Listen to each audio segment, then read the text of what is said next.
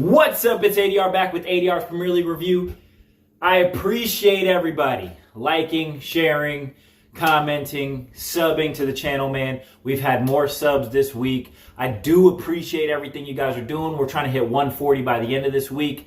Let's go ahead and get that goal. Just hit this like button. Let's try and hit this video at 10 likes. I don't think I've had a full-on video like this hit 10 likes yet. Come on, help your boy out with 10 likes. If you see the video, just hit the like button. Come on, something simple. So today we're going to go ahead and get into the 2024-2025 Game Week 1 predictions. All right, we're going to go in order. I'm not going to just do, traditional Big Six games. I do want to hit upon the teams that I think are going to be fighting for different places. Conference League, Europa League, and then Champions League. So we will go to that. And later in the season, it may filter off and bottleneck into, the teams that are really chasing after things. But for the most part, I'm really going to try and keep it these teams. I think they're going to be the most entertaining teams and the teams that offer a lot of challenge to the top 3, top 4 teams. So let's get into it. Starting off with Manchester United and Fulham, right?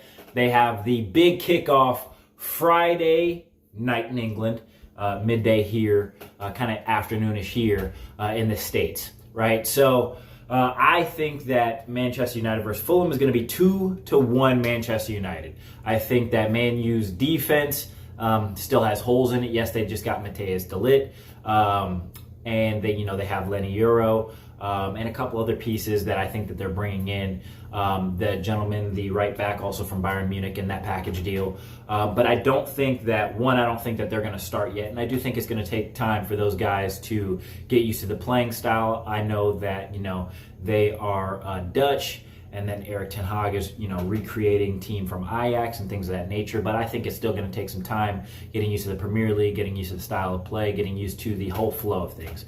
I think they're going to be a little bit leaky in the back for some time being. And, like I said in my predictions, which you need to go check out, I don't think Manchester United are going to finish the highest. I also don't think they're going to finish the lowest. I think they're going to be somewhere, within the middle of the pack.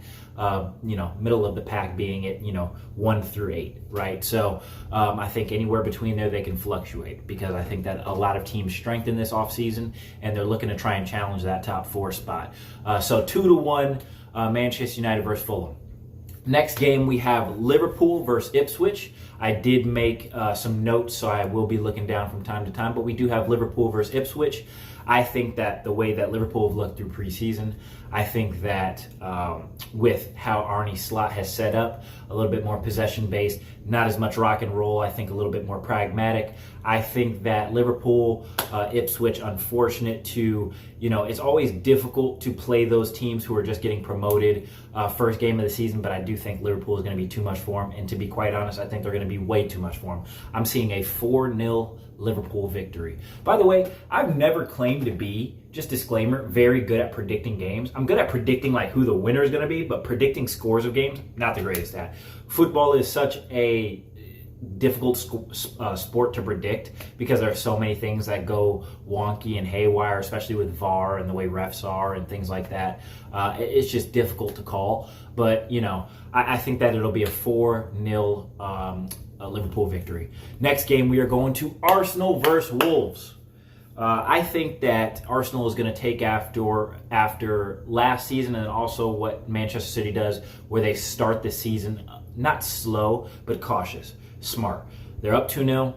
Let's relax. We don't need to keep going for the 3rd, 4th, 5th, because that at the end of the day is going to tire out our players, especially with this season. I believe they're saying, you can be upwards of 72 games, right? I mean, that is absolutely ridiculous. But, you need to be prepared for this, right? These are things that you have all the money that you have to go ahead and bolster your squad, prepare each position for what you're going to be doing in each stage of the season, right? You got the Carabao Cup, you've got FA Cup, you've got the Premier League and Champions League in Arsenal's case. You have to be ready for these things. They're not an excuse.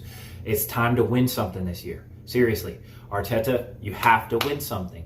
Yes, it's been fine and dandy, increasing the style of play, increasing where we're going in the league table. But I need silverware, man. You're in this junk to win, right? You're in there to win, nothing less, right? So I think that the prediction for that game will be 2-0 Arsenal. I think that we'll score the 2 goals, and then we will not sit back, but be a bit more pragmatic, play possession based, not overwork our legs, get people some fitness, hopefully make some subs quickly, get some people that I think one of the problems last year with Arsenal was we didn't completely give people who needed confidence and minutes, those minutes early enough in the season. So when we needed to rely on them later in the season, it just didn't work out, right? So I think that that's something Arteta notices and needs to do this season.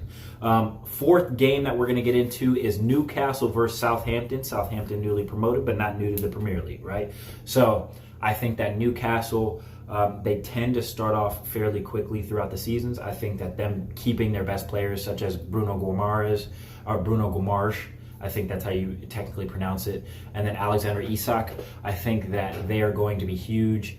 I heard Liverpool may be going for Gordon, but I don't think he's going to be going beginning of the season. So I think that Newcastle is going to be on it, right? I think that most of their injuries are back now. So I think that Liverpool is going to, or not Liverpool, Newcastle, a lot of their injuries are back now. So I think that they're going to be on it. I think they're going to be ready. I think Eddie Howe has now had years and years to work on these guys. I think it's going to be a very strong spot for them. And I was going to predict something a little bit near 3-4-0, but I think it's going to be a subtle 2-0. I think that Southampton's going to play fairly smart, so I don't think they're going to open up too much, give Newcastle that space to counterattack, as we know that they're very good at. So I'm seeing, a 2-0 victory for Newcastle. Going on to the next game, this is going to be a banger. I think this is a very slept-on game here. I think that West Ham versus Aston Villa is going to be such a good game this weekend. I'm really, really ready for this one. I think that both teams have done their pieces in the transfer window, along with hiring, obviously Aston Villa had Unai Emery, who's a very good manager, and then West Ham with the addition in their manager. I think that he plays very expansive, progressive football, and I think that he's going to be very, very underrated this season. I think that he could be challenging, depending on what West Ham do, for a coach of the season this year. I do want to go ahead and put my score for this one 2-2. I think that both of these will score, and I do think that they will give each other problems and areas that they need to be focused on and ready for throughout the rest of the season. But it's the first game, so I think that they're going to be able to exploit weaknesses that each other have, and I think it's going to be a run and gun game. In certain aspects, I think it could be tiki-taka in some places, but for the most part, I do expect a run and gun game. These teams to really try and stifle each other in the midfield. Both of them have strength in their midfield, so I do believe that it will be a 2-2 result there. Moving on to Chelsea versus Manchester City. Manchester City lost, it sounds like, Oscar Bob to a leg fracture. So that is a bit unfortunate. He looked like he was coming in his own through preseason, that they were going to be utilizing him on that right-hand side. I believe he's Brazilian. My man was showing flair, smarts, intelligence. 1-2s, his ability to get in some pockets, I think, was very, very good. Obviously not the finished article yet, but it does suck to see a younger player get a setback like that, something that could be a little bit detrimental to his growth and an ability to grow throughout the year. So I think that Chelsea still have too many gaps in the back that Manchester City could exploit. I mean, they do have Erling Haaland. I think that Haaland has a little bit more juice towards Chelsea because of Cucurella saying the smart things that he did during the, I believe, Euros or after the Euros, where he said, Haaland is a skera or something like that, right? So, you really don't want to tempt somebody like that with that killer mentality, because I know if somebody did that to me, I'm coming out and gunning for you every single time. And when I score, I'm looking at you like, what was that? So that's kind of the caveat, I think, between Chelsea, is that, yes, they bolstered their attack, but they still have some deficiencies in defense.